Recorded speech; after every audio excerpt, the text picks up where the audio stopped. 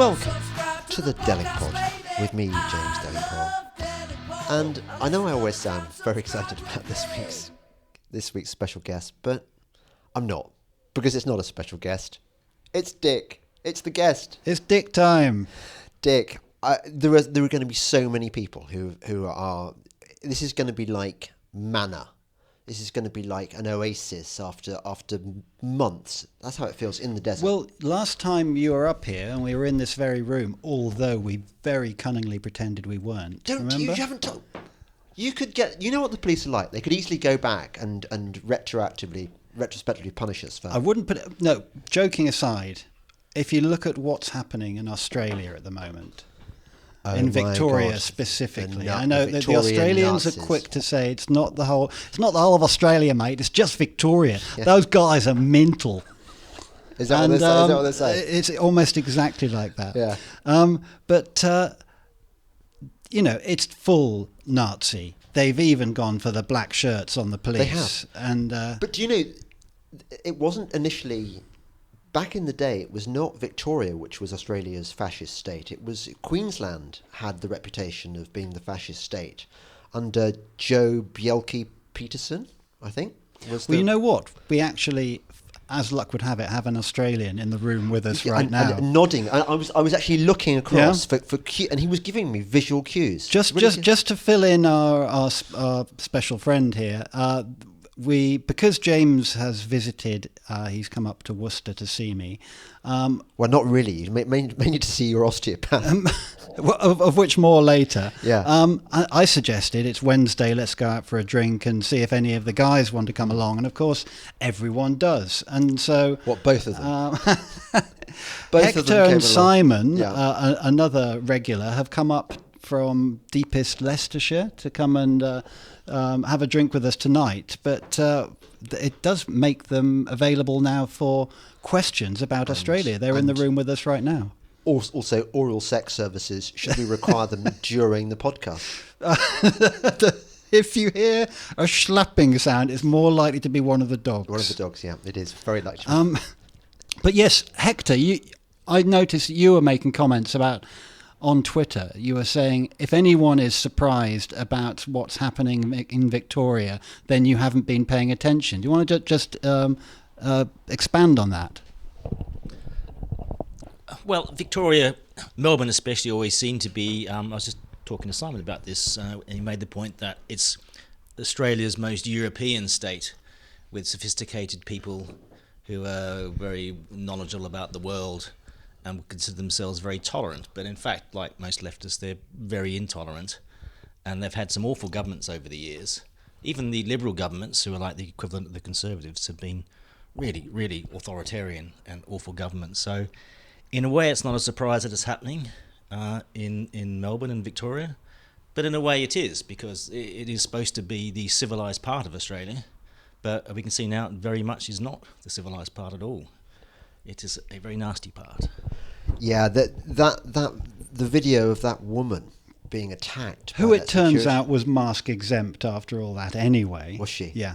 I wonder whether she can sue or something. Well, good luck with that. But I tell you what, it is scuppered Operation Flee to Oz that I'd been toying with. Yeah, but I mean, think that Melbourne, correct me if I'm wrong, is kind of like the Brighton of Australia in a way. I mean, it is uber liberal. And as it turns out in this whole thing, to no one's surprise, it turns out liberals love authoritarianism. And ironically, or not at all, it's the Conservatives who are fighting for freedom. So, yeah, as Hector said, we shouldn't be surprised that they've gone like that. And... as an example of just how bad it can get over here, then look no further than those Aussies. But I tell you what, Dick, I feel like we've plunged straight into full sexual intercourse without any foreplay. We do this though. I've noticed that in the preamble we end up going down an avenue that just leads on to a cul-de-sac and another road and a... Various people have said, I know, because I read the comments on the YouTube channel, and various people said, we want more Dick. The Dick podcasts are our favourites, and I think that's really touching. I don't know how. I'd love to know what proportion of the Delingpole fan base, what proportion of them think Dick is best? I mean, not better than me, obviously. I mean, the Dick podcasts are best. I think it's because I'm non-specific, and if you're interviewing an economist, you're an you're going NPC. to talk. No, I'm not an NPC. That's Yes, not you nice. are. Yeah, Orange Man bad. I think it's because anything goes, and it's quick fire, easy come, easy go, light, generally, hopefully positive. Somebody used the word Bants. whimsy, which I didn't Oh like. dear. No, I don't think I do whimsy. No. No, fuck whimsy. By the way, can I tell you something sad? I'll tell you something really sad. Go on. When I was, as you know, I've been in great pain for the last fortnight and a bit, and I've been on all manner of painkillers, including Valium, which is great, but a bugger to get off. I mean, I found it difficult. I mean, unexpectedly, I thought, I can just go cold turkey. It's fine. Anyway, I was just coming off my Valium, but I was still in great pain, and I got this email from one of my Patreons. And she said, Dear James, I just wanted to let you know that I am cancelling your my Patreon support for you because you've been swearing on some of your podcasts, and you said that you weren't going to try and swear, and you were and I on occasion I've heard you discouraging other people from swearing, but you use swear words, and I think that if you have to swear, it's a sign of a limited vocabulary, and I'm very sorry. And so I'm cancelling my payment. And I was thinking, part of me thought, I totally believe in free markets, and I think patrons, it's entirely up to them whether they want to support you or not. At the same time, she caught me in a moment where I was in the bleakest despair, and I just thought, oh my God. One of my patrons has left me, and I was thinking, actually, to people considering supporting me in the future, if you're going to drop me for something as slight as the occasional potty mouth episode, I'm not sure I want you as a patron in the first place, because actually it's worse when you support me and then you pull the rug away from me. It's a weird. I mean, I don't want to sound all kind of all wounded and vulnerable, but at the same time, it's a weird experience having sort of having patronage. You sort of, on the one hand, you're very, very grateful to your supporters, and on the other hand, you don't want to be beholden to them because you want to be you. Well, it's a microcosm of getting voted into Parliament, isn't it? It's sort of like you do. God, don't lower the tone, Dick. That's awful. Are you saying I'm like an MP? Well, you can't say that. Pretty soon you're beholden to people. I'm not buying this analogy at all. No, I think it's like needs saying work. It's like you're saying like I'm a child rapist almost. I mean, you're not. I know, not literally, but kind of you are. I mean. But this is why you'd never make a good MP or an MP at all. Who are these people who say to me, you should go into Parliament, you should go into politics, I'd vote for you. Yeah, right. I mean, I'd vote for me because I think in theory I'd be great, but in reality, I think at best you could have been an all right MEP because you'd have gone there, caused trouble. I'd have been very good at the expenses. Very good at the expenses. As long as I had a but that would have been positively encouraged. I would have been. I tell you what. I would have been only good with my expenses if I had an assistant, which would come with the job. Yeah, an attractive assistant. Yes, Senor James. She's European. I think she's Spanish. Oh, fantastic! Because Dan Hannon's little helpers were all Spanish, and they were lovely. Yes. Little helpers. Yes, Senor James. I know you find. No, I can't do Spanish accent. Senor James. I know you find it very boring doing your expenses. So I will do them for you. And that would be great. But yeah. It would be worth it just to have somebody do my expenses for me. But anyway, you missed that one. Yeah, I missed that one. I missed that boat. An episode for another time. So shall I tell you the story of having to take the dogs to the vet during times of COVID, because the vets have started seeing pets again, and one of the dogs. Did vets stop doing it during the I think the it was kind of emergency stuff, but what they now tend to do is you have to phone them up. And they meet you in the car park and take your pet away, which is pretty ghastly, depending on what service, actually. Given my dog, they bring them back. So one of the annoying things was having to wear a mask just to pass the dog over to the vet. You didn't. And because the vet couldn't understand what I was saying was wrong with the dog, because my face was I took along a picture of Piers Morgan. Yes. And I held it up to the vet. Yeah. And then pointed at the dog. Yeah. And the vet nodded and said, "You want its anal gland squeezing, don't you?" And I nodded, and he knew. That is fantastic. Isn't that amazing? That is. I think a lot of people whose dogs need their. But can you just remind me?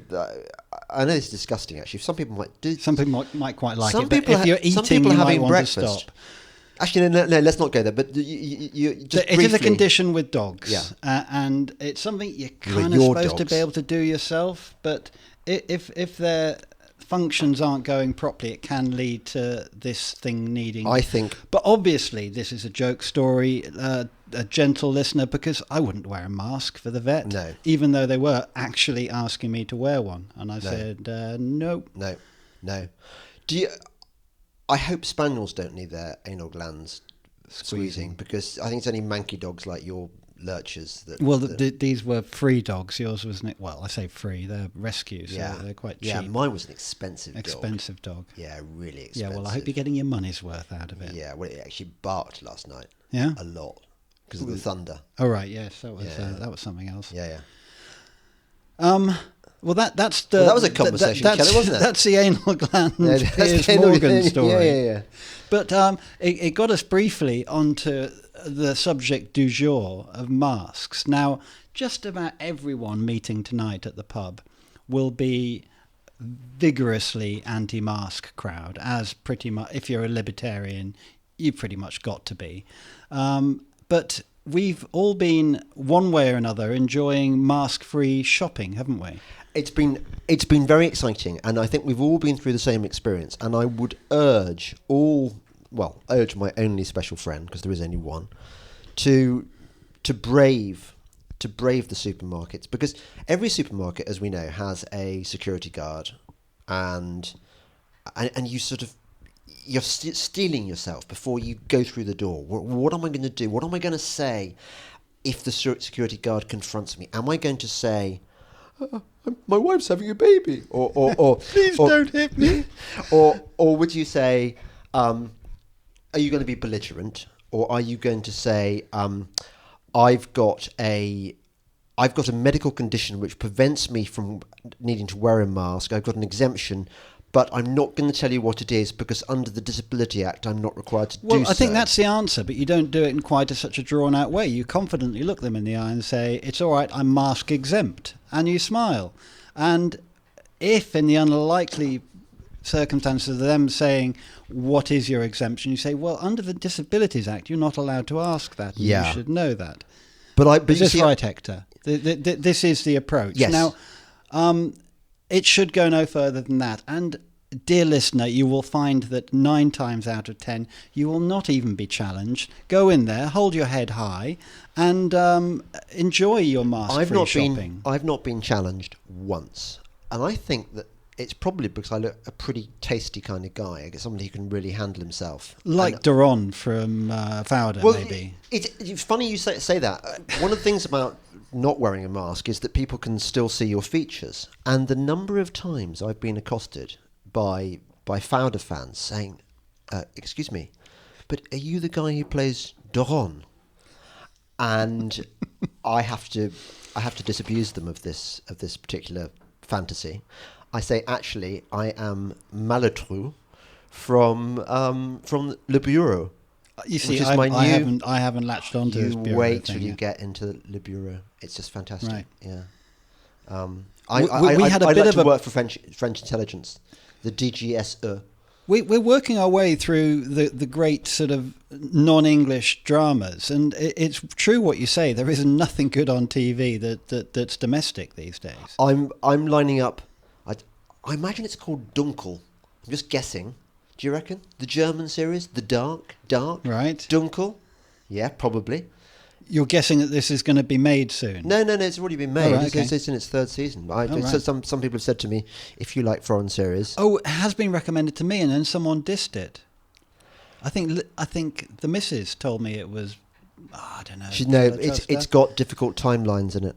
That's right. Confusing timelines. And she had me watching the new series of Das Boot, complete with lesbians. It's Das Shite. It is Das Shite. I think I lasted 2 episodes, and it's honestly, it's barely anything to do with submarines. No, and it's everything not. to do with lesbians. It's not even good ones. It's so unrealistic the way they contrive to get a female aboard a U-boat. Can you imagine that? I mean, you know how superstitious. It's almost like someone's trying to make Drift. My woke version of Zulu. Just remind us. Well, Drift was going to be more diversity casting, so a few white Zulus, but also a few black Welsh borderers. And sounds like you're talking about 1917 there, Dick. But let's not go into that controversial. That could be a. I'm just trying to warm up old Lawrence Fox to come back onto the onto the podcast again. And obviously, I don't want to frighten him off by the thought that I might mention 1966. But Das Boot being what it is, can you imagine the pitch meeting for it of the guy going, well, Germans and submarines, it's all a bit blokish and warlike, and they no wait, we've got lots of civilian storylines with this. Oh really? Oh, escaping Jews would be good. Yes, we've got some of that, and women. Not just women. The women are lesbians. Oh, this is brilliant. I'm very much sounding like this is going to be green lighted. Yeah. So hardly any submarine, almost no submarine. Incidentally, this brings me on to one of the things I'd written down that I want to mention. Yeah. Things Dick recommends. Okay. That sounds a great new category. I watch this thing called pitch meetings, and on a channel called Screen Rant. Okay, you can find it on YouTube. Yeah. And it's a guy who basically plays 2 parts, himself and the guy he's pitching it to. It's a Hollywood pitch. One guy goes in, he's pitching an idea for a film. Yeah. Okay. It's about 15 minutes long each one. Yeah. But they've got all the episodes of Game of Thrones. Every recent Hollywood blockbuster you can think of is being pitched to a guy who's picking holes in the ridiculous ideas. It doesn't sound very good the way I'm describing it. Does. But look up pitch meetings under a channel Screen Rant. Just search for those things on YouTube, and you'll find pretty much what I was just doing with pitching the woke Das Boot. There's so much good shit out on the internet. Have you ever come across some? I think it's called TV tropes. No. TV tropes. They analyze every. I just came across it when I was looking at Chernobyl, the Sky series, which is really good. But I was before I wrote my review, I wanted to see stuff like how accurate is it? Did the guys who went in there survive? Because you want to believe every bit of it, but it turns out it was rather fanciful. It's all kind of made up. Yeah. There was no place called Chernobyl. There was no nuclear reactor. It was actually a wind turbine. It was a wind turbine that one of the blades dropped off. Yeah. And an owl was slightly damaged. An owl was slightly damaged, and they closed the whole area off. In fact, the reaction in the area that we mistake for Chernobyl, not dissimilar from the overreaction to COVID-19. Yeah. Anyway, TV tropes. It sort of it puts things into the context of TV land generally. All these cliches that come in. So for example, the mission of no return, whatever that those men went on, that kind of thing. The things they say. It just analyzes. It's very familiar with every trick of the screenwriting, and you realise so it's pretty much going to ruin every film for you. Oh, it totally does. Oh, right, great. It ruins everything. I was watching this new series last night with Boy, called what's it called? It's about, the name will come to me. The USP is that the hero works for the New York police as a serial killer profiler. But get this, he's got special insight because his dad is a serial killer. It was, is behind bars. Okay. His dad is basically Hannibal Lecter. Okay. And he goes to he has meetings with his dad, and they bond while dad gives him insights into what it's like being. It's basically Silence of the Lambs rehashed. Yeah. So before I watched it with Boy, who almost never watches TV with me, I told him that this was the premise, and then he listed all the things that it's been ripped off from, ranging from Silence of the Lambs, as you say, to Dexter, to Hannibal, to right the way across to House. And he's talking about how you've got a high-functioning individual, and he's constantly in these situations where all his colleagues are saying, "You've really gone too crazy this time."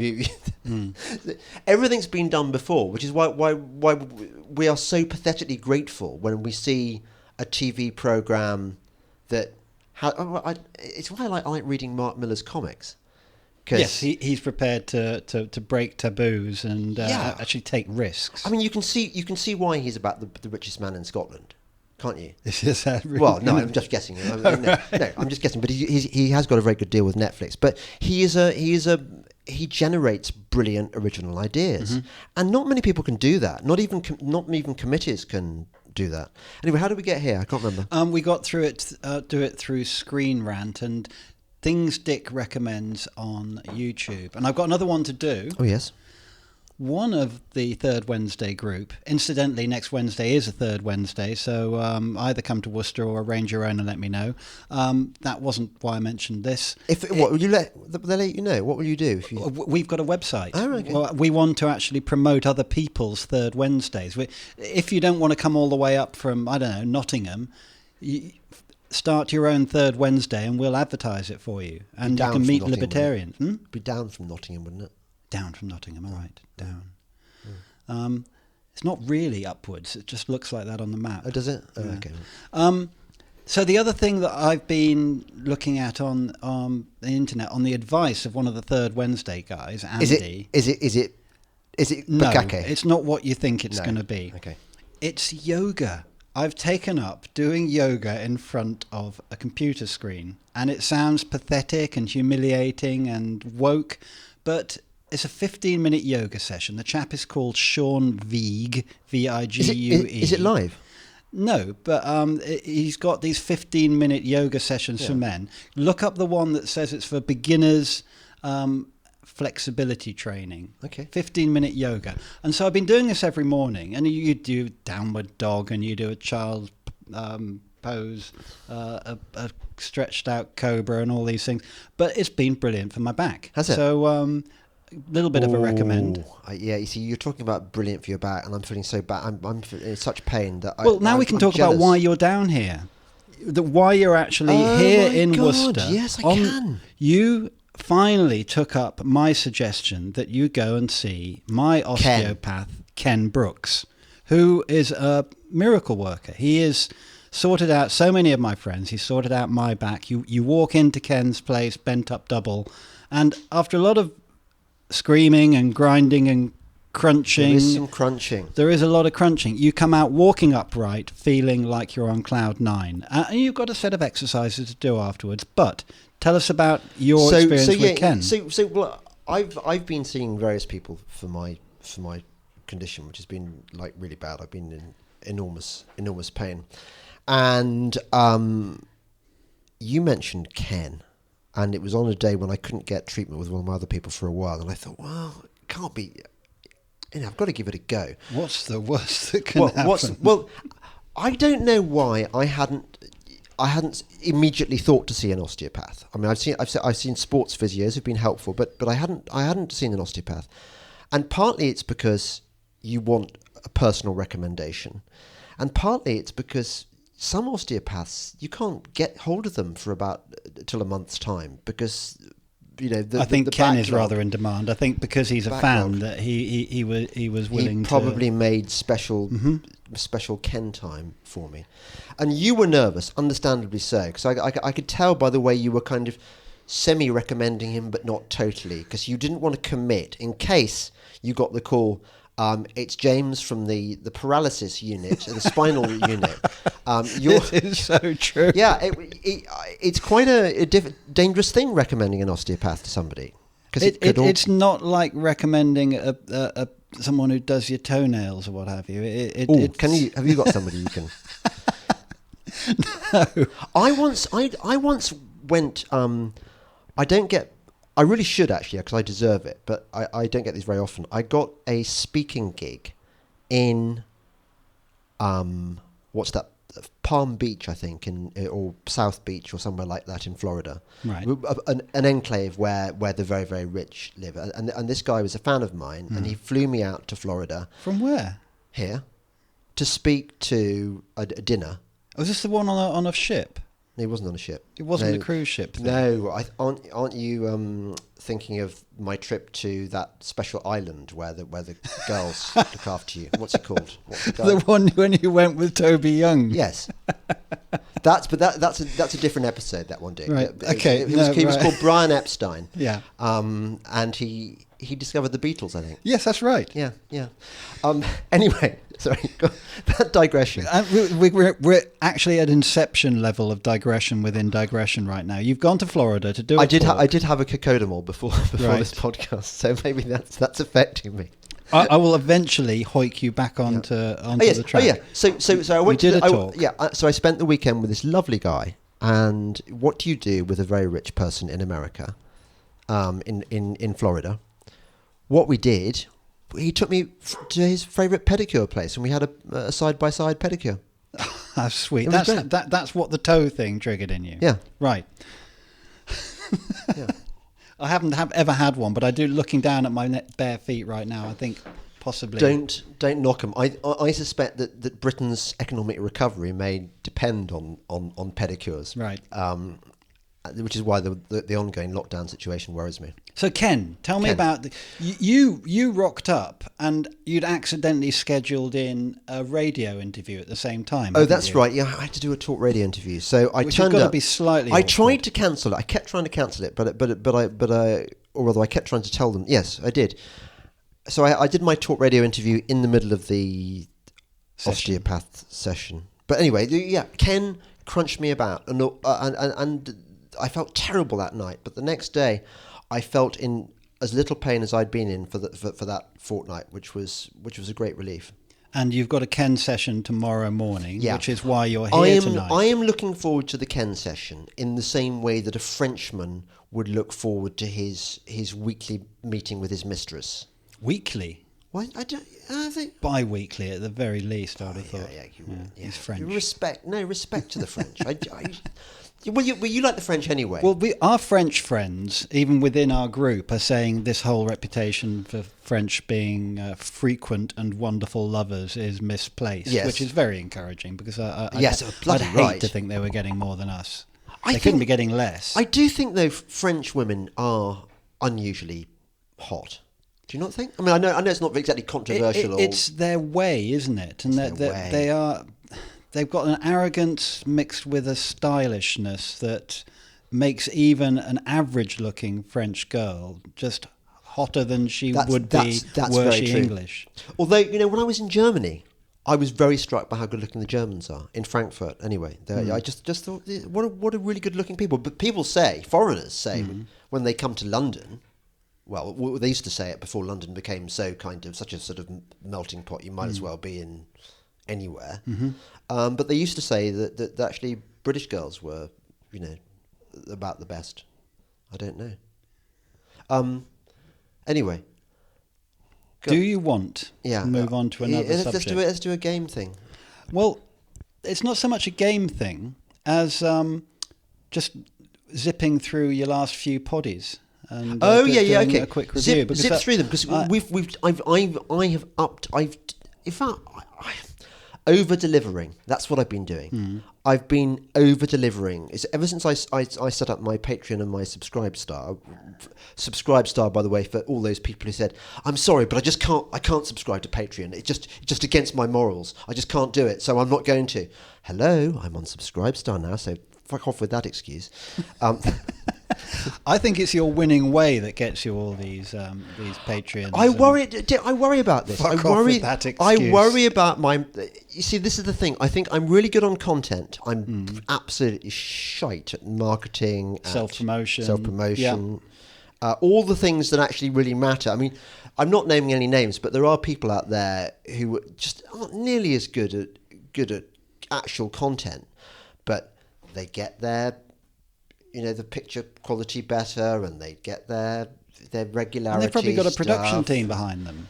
I don't know. I think they're just kind of they're the kind of people who almost became accountants but didn't, and have applied their accountancy skills to making a success of their podcast business. I mean, I'm not sounding bitter, am I? I hope the skills don't always go hand in hand, do they? Those who are best at a certain thing might not have the other skills necessary to go with them. I mean, I'm rubbish at promoting my art and my paintings. I don't put myself out there nearly enough. But lesser artists than me, I'm not saying I'm particularly brilliant, but even lesser artists than me are particularly good at wheedling their way into galleries or getting their stuff out there, and they just happen to be very good at self-promotion, but what they're promoting isn't all that awesome. It's like the people I remember this at school. There were certain, come the A-level year, there were certain people who you'd kind of, as part of the kind of intellectual elite, which I can't help being, but I just am. I'm just naturally bright, And I remember there'd always be people who'd been a bit shit, but worked really hard, and they surprised everyone, and they ended up getting a place at Oxbridge, bastards, and it just for hard work. I hate that, don't you? Well, wouldn't you rather be the swan,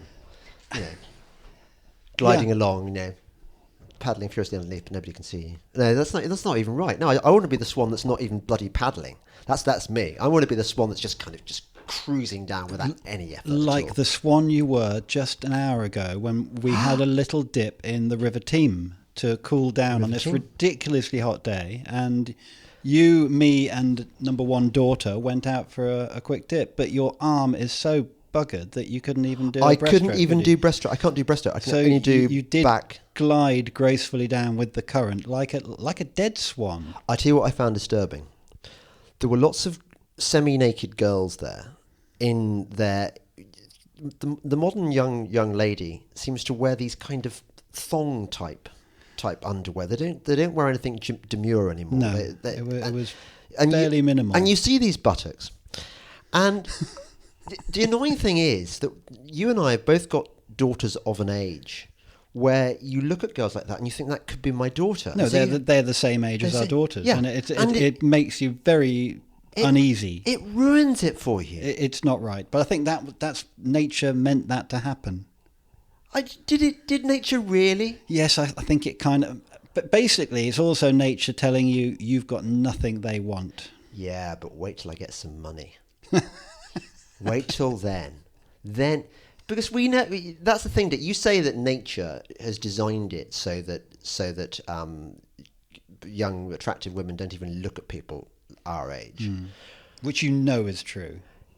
Yeah, but I also know that the power of money to overcome that very, very, very easily. It can make a man very attractive. Yeah, exactly. So this is my plan. This is the money plan. I haven't worked out how to make the money yet. That's the only problem. Right. Well, let's do the podcast review thing. Go on. I'm going to work backwards because it only. In fact, I'm still 5 minutes left on the last one because I listen while I'm working, and the Donald Blaney, young chap, journalist. No, Donald's a lawyer. Who's the one? No, okay, so he's the one before the one. You're talking about Ronan Maher. Okay, Irish names. That's the confusion. I listened to Ronan. Oh, and that's right. He told you how to pronounce his name, and I'm pronouncing it in the traditional Irish way. Right. Apparently, it's not how you pronounce it in England. But he has a very lovely, mellow way about him, and he was actually interviewing you. I don't know if you're aware of it at the time. Yes. But it was nice. He was throwing things out there and saying, well, what's your opinion on this? And are you religious? And things like that. And you, I could feel that you were in pain and actually not really. No, I was very drugged up. I was that was peak Valium then, and I think it really helped the podcast. It meant that you were very measured in what you were saying. Oh, was it? Oh, yeah, God. no, it came across all right. Oh, good. So that was a nice one, and it's probably a bit like a Dick podcast in that it's not. You're not going to be talking about what you think you're going to be. It was very about. long. It was an hour and 40. Yeah, I know. We're not going to that. We're going to miss our supper at that rate. All right. But do you know, I can hear the disappointment in the special friend. There were tears already. Well, they're just to make the most of what we offer and leave them hungry for more. Yeah. Okay. So on then to Donal Blaney. Yeah. Who If I was in trouble, I'd want him on my side. I'd want him in my trench. It's like calling in the King Tiger unit, isn't it? Really. Or an Apache squadron. The Apache, yeah. Or a Hind squadron.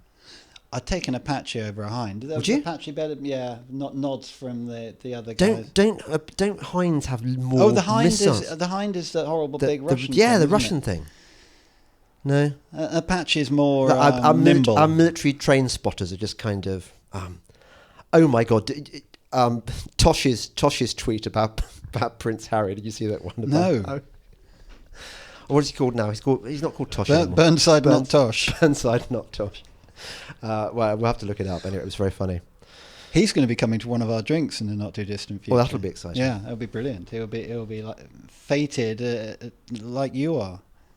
Maybe even more so. Well, he may take the pressure off me because I do find constant adulation quite exhausting, particularly in my present state.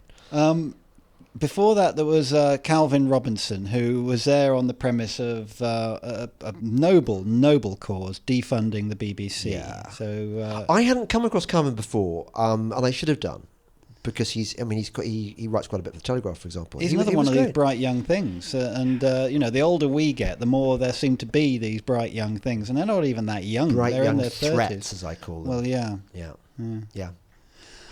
Before that, Brian of London, which I loved because obviously, we heart Israel. And, but the only worry there was obviously, is it going to reduce the likelihood of Dick and James go to Israel? But it's not, is it? Why would it be reducing the likelihood? Oh, because you've sort of... Because I've done Israel. Right. And I don't think that's doing Israel. I think that's just a warm-up. I think that's just foreplay on Israel. Yeah. Okay. To use one of your favourite expressions. Then before that, I think there was the man with two first names, Nick Timothy. Yes. Now, he's kind of lovable. You can't really hate him. Respect for coming on the podcast in the first place. Given to do that. I've been a complete bitch about Nick Timothy on occasion. And he was fully aware of that by the sound of it. He totally knew it. But I'm afraid that Nick, for all his loveliness, is very wrong. He's part of the problem, isn't he? He's what's wrong with the Conservative Party, because there are so many Nick Timothys out there who don't really believe in free markets or anything, actually. Is it because they've become so tainted by the journey of getting to where they are, or do you think they were never fully on message? I don't know. I've spent so long trying to work out, in a state of despair, why it is that the Conservative Party is so unconservative, and I've never really got anywhere with it. I suppose it'd be an interesting study to see the sort of things these people were writing and saying on their ascent to becoming MPs, and how their message has changed once they've become an MP. Yeah, there is that. Politics definitely has a corrupting effect on people. People definitely go native. But here's my worrying thought. I think that we are not as representative as we would like to think we are. That we are probably outliers. The only reason I say that is because of this polling and gets done. People like Matthew Goodwin are always going on about this, where they say where the research suggests that although Britain is socially conservative, that economically we are very left wing, way to the left of where you and I are, and our special friend is, I'm afraid, and that could be the problem.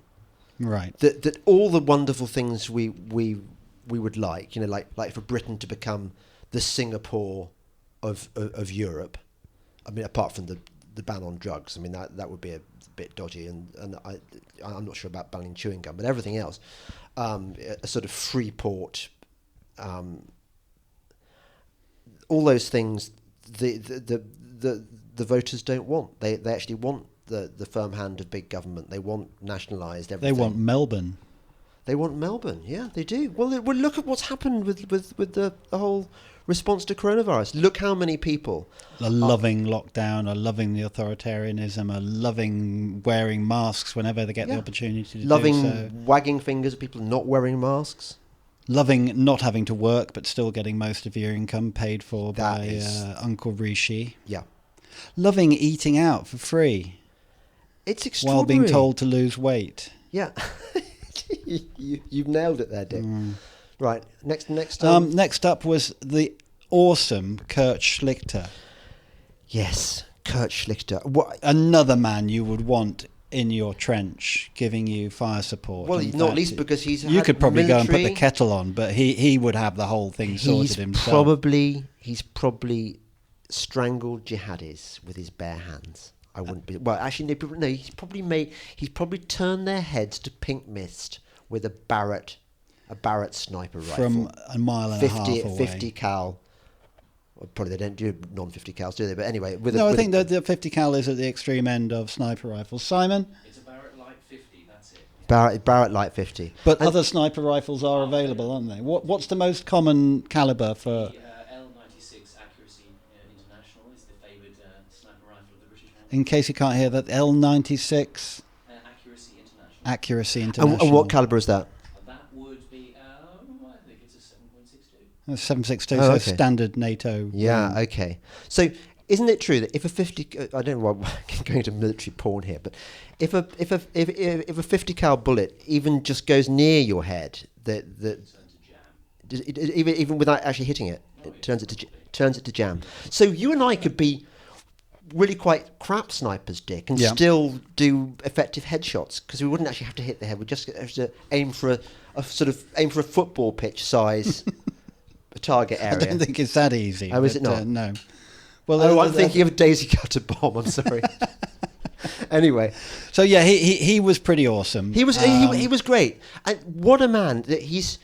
Okay, so he served in. He's been a colonel. He's a full colonel. He's commanded a battalion, I think, in Iraq. He's been a stand-up comic, just for the shits and giggles. He's a lawyer. Well, I mean, every American is a lawyer. That's the sad thing about America. Every educated person becomes a lawyer. They just do. It's not enough to hate them for, though. No. I don't hate. I love Americans. Yeah, but lawyers, though. Oh, we don't love lawyers. No, we don't. By and large. No. Apart from the ones that like this pod, we love them. They're special. Yeah. Luke Johnson before him. Yep. Luke Johnson, one of the few businessmen, few entrepreneurs fighting the fight for free markets. I mean, it's extraordinary what's happened to this country. That we are apparently Britain. I mean, we are about the worst place to recover from this fake pandemic. Well, no one's bloody returning to work, are they? No, they're not. And even those who still have jobs. No. Partly it's that thing, people quite like Uncle Rishi's free furlough money, which is great. What's not to like about sitting at home watching, what's that Channel 4 series where they Gogglebox? You know.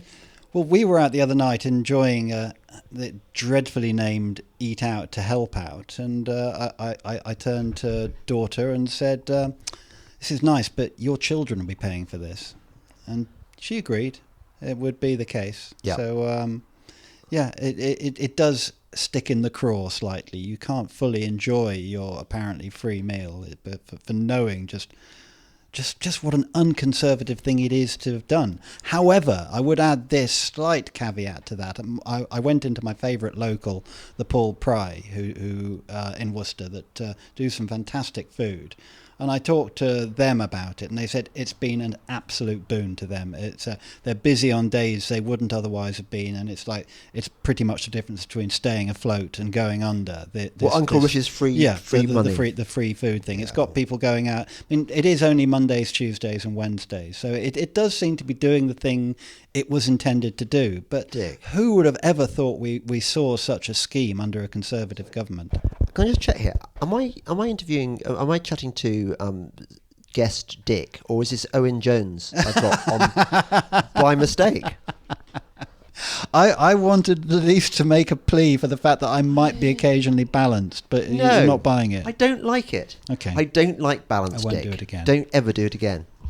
No, I think you'll probably find the hate we're going to get on the YouTube comments now from that. You've probably just actually killed my career. Thanks, Dick. Thanks. Well, look, I'll just sell it as me putting out an ad for the Paul Pry, and I might get a pint out of it. Yeah, okay. Yeah. They Carry brew on. their own beer. It's very Carry nice. on, just try and dig yourself out of this hole now. Alistair Haynes, Yes. who Well, he's wasn't great. he a Hector friend? Yeah. Yeah. Yeah, he's from Bristol. He's been writing stuff on the Hector Drummond. He's a civilian turned warrior. HectorDrummond.com. Yeah.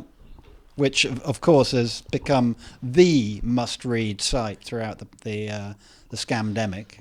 It certainly has. In fact, Hector was onto it from the moment this thing started. He was all over the Neil Ferguson stuff, saying, "Do you know who this Neil Ferguson guy is?" And this was mid-March. You were all over that. I was writing about this in February. Yeah. So credit. Yeah. and a hat This to is Hector. one of the things that really, really puzzles me. Is that in the beginning, when for those of us who'd been kind of lurking on the internet and looking at all this kind of scary footage of people being welded into their houses in China and all and the internet rumor mill, it did seem for a time, I thought, that coronavirus was a hideous new viral threat that the like of which we hadn't seen since the Spanish flu. Well, that was because that was the bloody message.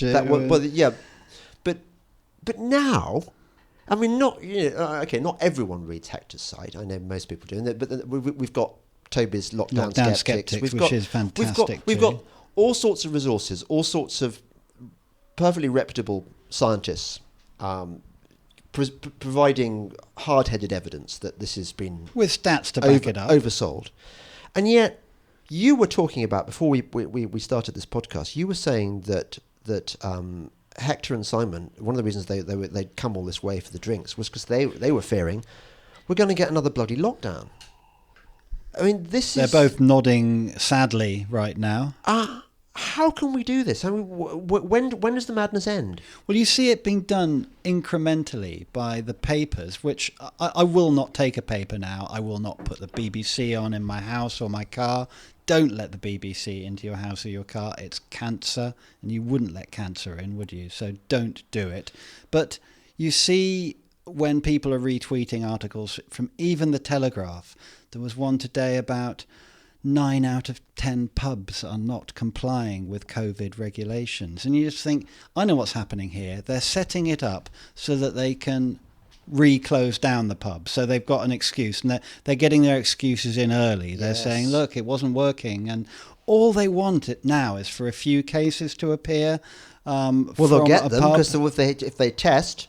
You're going to find people who've got... If you test them, they will come. Yeah. Yeah. It's you can see what they're doing, but every single one of the main papers and all the channels... Sky News did that, actually. Sky News were the ones coming out with it. But Sky News are like the epicenter of evil, aren't they? They're just... they're sort of Trotskyite nasties. They've long since abandoned all pretense at neutrality. I don't understand that. How can a former Murdoch organisation suddenly go? And yet its sister operation in Australia is at the complete opposite end. Is very sad. Why can't we have Sky News Australia over here? Well, this is what... Surely there's a gaping hole in the market for a vaguely right-wing news organisation. Okay, so you're a media entrepreneur, and you're looking at a market. And you're thinking, okay, so you've got the BBC, very, very, very, very left. You've got Channel 4, very, very, very, very, very, very, very left. You've got Sky, very, very, very, very, very, very, very left. You've got The Telegraph, pretends to be conservative, news pages, woke, SJW, bollocks. You've got the Mail. The Mail used to be a conservative newspaper, now Remainer, COVID, absolute scaremongering. You've got the Guardian. So you're looking at this media climate. You're thinking, I wonder whether we might offer something different. I wonder. There could be a gap in the market for You'd think, wouldn't you? You'd think. You'd really think. Because even talk radio. Oh no, is talk radio the same as Times Radio? Is that different? No, Times Radio is a new thing. Okay. Is it? Right. But the thing is, talk radio and I like them up to a point. I like going on their shows, but they initially sort of tried luring me over with promises of shows and things. And then they dropped me like a hot. They suddenly, it was like you invite somebody out on a date, and then suddenly you won't return the calls, having initially kind of flirted a lot, like you were going to be really, you were going to put out. Mm-hmm. And I get the feeling that they're just like controlled opposition. I mean, I don't want to sound like Alex Jones here, but I think a lot of the people that they'll allow to be their radio presenters are kind of, they're not like we are. Not really. Well, I suppose they're drawing from the same pool of talent as the existing broadcasters. So you might find someone with broadcast experience. Where are they going to have got that broadcast experience? They're going to be tainted, aren't they, to some degree? Yeah, there is that. I mean, just give our friend Julie Hartley Brewer, for example. I mean, Julie's great, and she's feisty and fluent and lovely and funny and so much going for her. But she's got the Trump derangement syndrome thing, which is as far as a kind of woke radio boss would be is concerned, would be a point in her favour. She's quite unsound on mass. You'd never get that. They'd never allow somebody as uber sound as me to have a show because I'm just too sound. The radio would explode. Yeah, it's like what you're saying. Are we outliers, or are we actually representative of? Are we the bad? Are there many more like us? And what I'm finding with the Third Wednesday group, I know I keep going on about it, but actually it's been a salvation. Correct me if I'm wrong, Simon and Hector, for a lot of people in the group who are joining in on the chat that we have on WhatsApp. In between our drink sessions, that they're actually meeting in real life people who think like them, and they thought they were the only ones. And it turns out they've got a lot of friends who, yes, they'll wear the masks, they'll pay lip service to how dangerous COVID is, but actually they don't believe any of it. So I think you've got a huge amount of people who are doing the don't want to rock the boat, don't want to stick their head above the parapet. So although we might be outliers as people who will be out and proud about these views, there's a heck of a lot of people who aren't buying it but aren't prepared to speak out. I tell you what I have noticed about the fans that I meet who accost me occasionally at Melbourne Station and the people I meet at your Libertarian Drinks. They're more than averagely intelligent. I mean, your Libertarian Drinks crowd. I look at some of their conversations on the WhatsApp group and stuff, and I'm thinking, bloody hell, any of these it's high level stuff. Any of these people could have been my contemporaries at Oxford, and you don't normally have that experience. So maybe we just attract intelligent people. Even those who consider themselves to be less intelligent in the group are way above average intelligence. But they sometimes feel intimidated by the level of the conversations and the big words being used. But even they are very well informed and bright. The women folk are more than usually attractive, and the men have much larger penises than the national average. Enormous. It's like Horse of the Year show. Is what it is. So that's another big plug for Third Wednesday Drinks. Yeah. We can just finish off the last two because they're going way back now. We normally have about 10 in between. This is Dick why people podcasts. have been crying out. They want the manner that is Dick. Well, I haven't even listened to the Mads Grant one.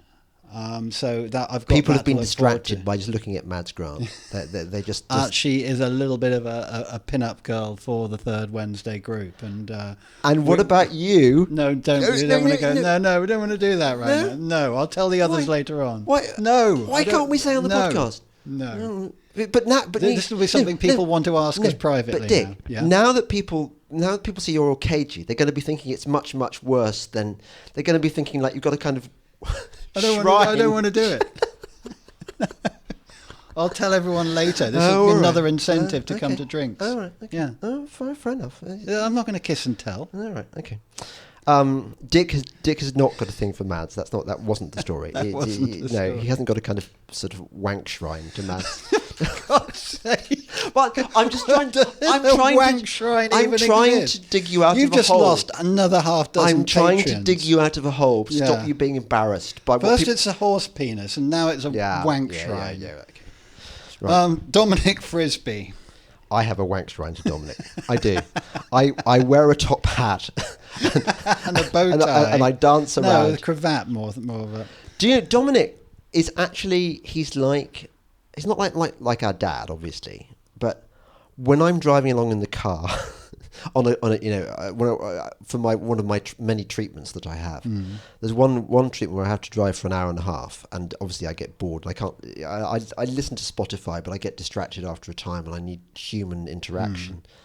And so I ring up you, I ring out Pa, sometimes I ring up Helen,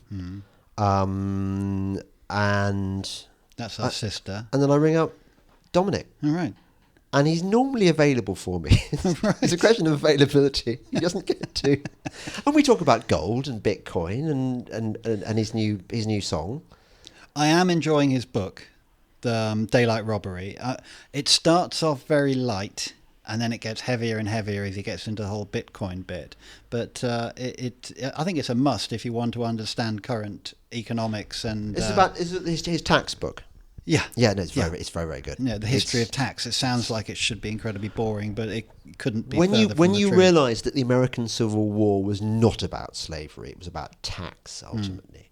I hadn't realised the degree to which the North had been reaping the South. I mean, economically, it saw it as a cash cow, and I think the Southern states were trying to get independence from this from Washington, just grabbing it. I mean, who wouldn't want to not pay tax? Yeah, but the slave thing is a much better narrative, isn't it? It's much easier to sell generations of school kids. Yeah. So yeah. Yeah. And then finally, the wonderful Simon Dolan. Simon's been on twice, and we love Simon. But he's a new discovery. He's come out of nowhere. I had He's never come out heard of nowhere, Simon. and what a Well, it's great a bit like guy Hector. Hector came out of nowhere. There's a few heroes. Alistair Hames came out of nowhere. It's one. Cometh the hour, cometh the men. You say Hector came out of nowhere. He had previously run a very successful group called Skeptics in the Pub, and it's pretty much pioneering what I've been doing with Third Wednesday. So yeah. Yeah, but even Skeptics in the Pub wasn't exactly a household name, whereas it was now Hector is the go-to man for. Anyway. For COVID skepticism. COVID skepticism. Yeah, absolutely. Well, that's the pods bit done. Yeah. There was one thing I had written down that... I've got a question to ask you. Go on. Is there a yes/no game this week? No. That's the correct answer. It's a shit answer. I know it'll be disappointing a lot of people, but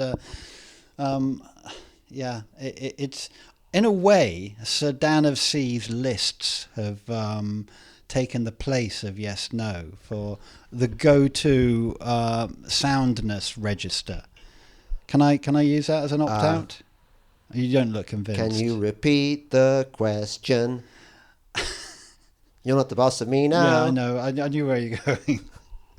But anyway, what I had got written down was my Yellow Mattress Awards, which have been rumbling along nicely on Twitter. I like your Nazi yellow mattress. I did a nice little logo of a mattress with a lovely big piss stain with the roundel saying Yellow Mattress Awards. And we've been dishing them out to worthy... this is only the nominations. Nominations. We haven't... So we're going to have a fantastic ceremony where all the nominees will be invited. There'll be Matt Hancock, Jeremy Vine, the Mayor of London, the entire county of Cornwall. How deserving are they of the Yellow Mattress Award? Essentially saying, if you don't mind, we will take the money, but can the tourists stay away, please, because they're diseased and horrible, and we don't want to die. Not dissimilar attitudes prevailed in Devon, Salcombe the last time I was there. There seems to be this attitude that, I think part of the problem is that there are the retirees who go down there and they don't care about the local economy. They don't give a shit whether the pubs are no, it has no effect on them. Makes no difference. So, but it's not just the retirees. As you know, one of the things one does in Salcombe, if one hasn't got a boat, which we don't, because we're not really yachty people. Not anymore. We used to. We had a chug, but we're not yachty people, are we? No. Although, yacht God, wankers, no, I think is the proper don't term. say that. What? We've been invited on a yacht, on a boat. I'll happily go on someone else's yacht. Yeah, we've been invited. Make me... But all right, we'll scratch the yacht wanker comment. Dick, yeah? we were invited, and now you bloody tell me. Yeah, I know, but because it got completely ruined by my bad back. Oh, your bad back stopped me going on a yacht. Yeah, it was going to be. In fact, there was talk of doing it on the podcast. We're doing a yacht podcast. Well, suddenly I like yachts. Yeah, exactly. I know. Yeah, the people who sail them are the finest among us. Yeah. Let me just say that one of my reasons for hating yacht wankers is our uncle's apartment in Salcombe is a few yards uphill from the Salcombe Yacht Club. Yeah. And you can hear them having their parties late into the night during whatever it is week. There's a week when they sail a particular type of little sailing dinghy, and they are the particularly boisterous, noisy, aggressive crowd. And I've hated them ever since. The night they kept me up until 2 a.m. with their singing and their singing sea shanties. It's like the night my first night I went hunting, and I stayed with a weird mix of people, including Steve Hilton's wife, Rachel Whetstone, who used to be a senior advisor in the Tory party, and a weird mix of restaurateurs, of cooks, and all sorts of people. And one of the people there was this foreign posh woman, like titled. And she kept me awake on the night before I was going hunting, and I wanted to go to sleep so that I would be in a good state. What was she doing to you? She was doing nothing to me. She was been partying in a kind of foreign way. But were you enjoying staying up? No, late? I was in bed listening to the noise of. She was German or Danish or something, and I was being kept awake. Oh, I see. Right. But it was just her. Well, she might have involved other people as well, but she was the instigator. Right, okay. Yeah, I thought it was off. It is, when you want your sleep, you do bitterly hate anyone denying it you. Yeah, you do, especially when you're going hunting. So you were admiring my new version of the Yellow Mattress Award, which was a special Down Under thing. This is nicely bookending this podcast, because we started off with a rant about Australia, and we're ending with one, because I didn't think bedwetting was a good enough description of the Victoria Police. It's not bedwetting, it's fascism. And so I did a lovely a swastika-shaped piss stain on an upside-down mattress. Very clever. See what I did there? Yes. Made the background blue. Put 7-pointed stars. Is it 7 point? Come on, it's your flag. You don't know how many points on the stars of your flag. I counted them on a thing on Google. I think there's 7. It's special. That's a quiz. If you got that wrong, if you've now put into my head the idea that there are 7 stars. No, 7-pointed stars. How many points there are on the star? I think there's 5 stars or something, but there's specifically 7-pointed stars. It's going to come up in a quiz one day, and I'm not going to know. Because you go with 7. Now. Go with 7. Yeah, but that could be the wrong answer. And probably you've cost me dinner at the Ivy, a trip staying at a rich person's house in, I don't know, Mykonos. I've gone on completely ruined our yacht trip. Yeah. Maybe cursed our trip to Israel, ruined your career, and lost you several Patreons because of the wank shrine. Yeah, because don't swear. That's it. This is the. So thank you, special friend. I've enjoyed your company. This was the last podcast I should ever be doing because I know that my career is now ruined by Dick. That's not a very nice way of finishing. No. And the good news is I was only joking. This is not going to be the last podcast. No, but you might have to wait another 10 weeks before you get another one. And what if they lock down again? Oh dear. You know, I'm going on holiday. I'm going to Greece. When? I've booked some flights to Greece. Very soon, isn't it? Very soon. Yeah. But whether it will be soon enough to get there before the lockdown, I don't know. How are they policing people isolating when they get back? Are they going to send people to your doors?